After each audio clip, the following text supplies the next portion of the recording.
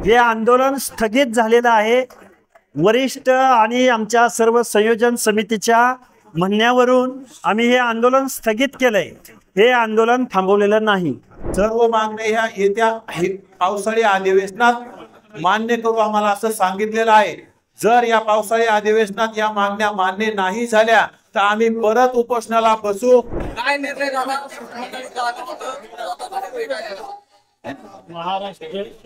महाराष्ट्र शासनाने आमच्या ज्या मागण्या आम्ही मांडल्या होत्या त्यामधल्या आमच्या 2 मागण्या शासनानं मंजूर केलेल्या आहेत आणि 2 मागण्यांसंदर्भात शासनानं काही टेक्निकल गोष्टी असल्यामुळे टेक्निकल गोष्टी अशा की जो सगळ्या सोयऱ्यांचा अध्यादेश आहे तो अध्यादेश अजून यायचा आहे, पण येण्याच्या अगोदर सर्वपक्षीय नेत्यांच्या उपस्थितीमध्ये बैठक होणार आहे आणि ती बैठक झाल्याशिवाय आम्ही सगळ्या सोयऱ्याचा अध्यादेश काढणार नाही अशा पद्धतीचं आश्वासन आम्हाला दिलेलं आहे।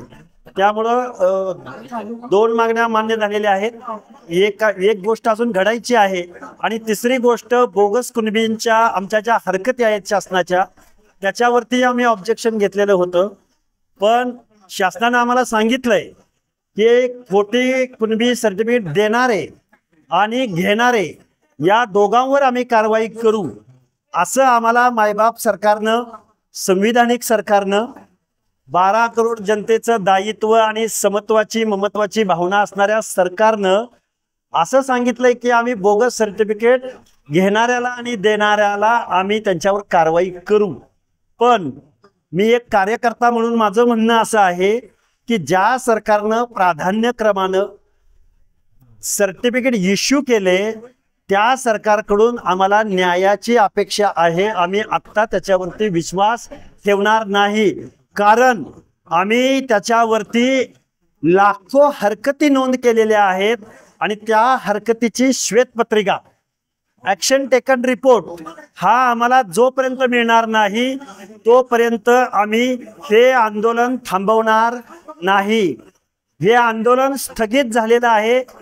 वरिष्ठ आणि आमच्या सर्व संयोजन समितीच्या म्हणण्यावरून आम्ही हे आंदोलन स्थगित केलंय। हे आंदोलन थांबवलेलं नाही।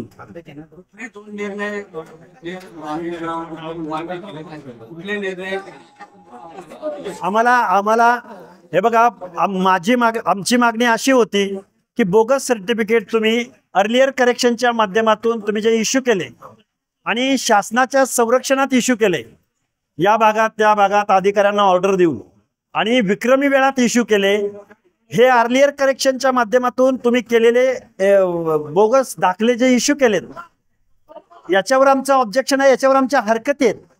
मग त्या हरकतीचं झालं काय याची श्वेतपत्रिका आम्हाला शासनाने जाहीर करावी, ऍक्शन टेकन रिपोर्ट आम्हाला सादर करावा आणि याच्यावरती ही मागणी आमच्यावर शासनाने यावरती काही बोललेलं नाही, म्हणून आम्ही या मुद्द्यावरती आम्ही नाराज आहोत आणि आम्ही पुढच्या आंदोलनामध्ये आम्ही हा विषय लावून धरणार आहोत। आणि पुढचा विषय आमचा पंचायत राज मधलं आमचं 56,000 जागांचं रिझर्वेशन गेलेलं आहे आणि गेल्या 3 वर्षापासून कोर्टामध्ये आमची केस पेंडिंग आहे आणि त्यामध्ये शासन त्यांना विनंती करणार आहे की नाही का पंचायत राजच्या निवडणुका ओबीसी आरक्षणाशिवाय घेणार आहे, याचं उत्तर आम्हाला शासनाने द्यावं।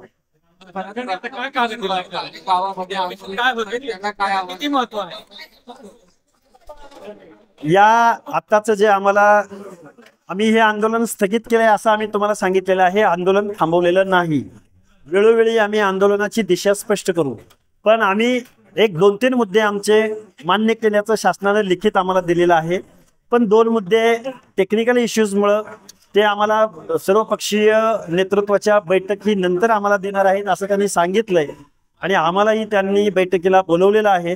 त्यामुळे ते 2 मुद्दे आम्ही आणि पंचायत राज रिझर्वेशन असेल, बजेटरी तरतूद असे अनेक मुद्दे आहेत। हे आंदोलन आता कंटिन्यू चालत राहील।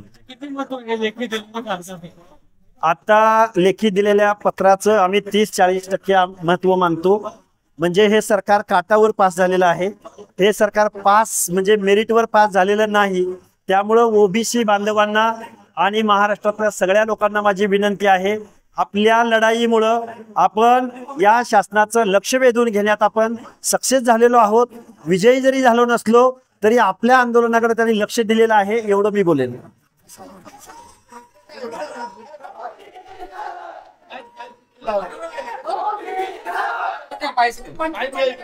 मागण्या मांडण्या केलेल्या आहेत यावर बाळासाहेब मराठ्यांसाठी अशी मागणी केली आहे. असं बाळासाहेब सराटे नावाचा प्राणी हा नवीन नवीन कर्मचाऱ्यांनी हे काम केलं, ज्यांनी हे चुकीच्या नोंदी देऊन प्रमाणपत्र घेण्याचं काम केलं, त्या सर्वच घेणारा आणि देणाऱ्यांना दोघांवरही गुन्हे दाखल होतील, त्याच्यावर कारवाई होणार आहे, हे सुद्धा आपल्याला आश्वासन देण्यात आलंय.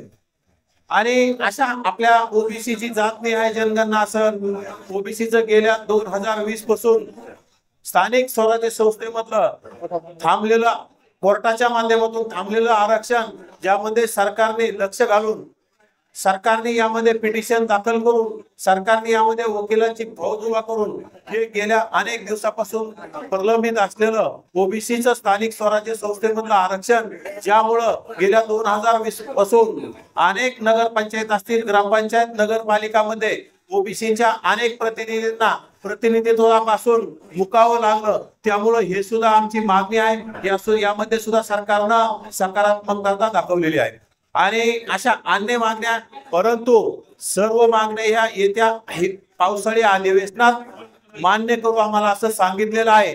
जर या पावसाळी अधिवेशनात या मागण्या मान्य नाही झाल्या तर आम्ही परत उपोषणाला बसू आणि लोकशाही मार्गाने आंदोलन करू. आपल्याला बाबासाहेबांनी दिलेला अधिकार आपण पुन्हा गाजू. धन्यवाद.